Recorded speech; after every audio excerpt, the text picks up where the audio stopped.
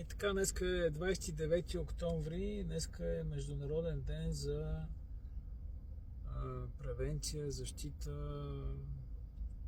за информация за инсулта. И аз реших да запиша няколко видеа, защото съм сигурен, че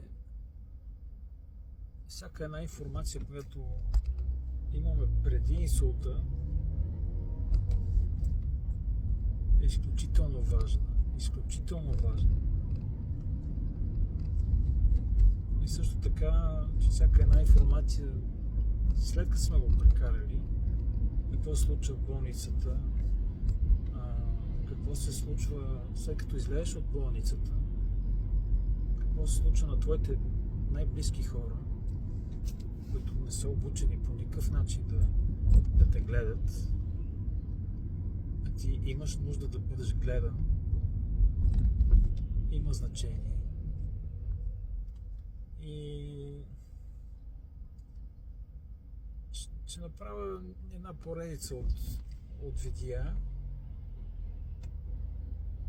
Ще се радвам и на вашите въпроси, защото аз, както казах, не помня много неща. Много неща са се изтрили от предишният ми живот, от живота преди инсулта. Много неща се върнаха с пълна сила и с огромен детайл. Така че аз разчитам на това, че ще правим този канал заедно, за да бъде интересен, за да бъде полезен.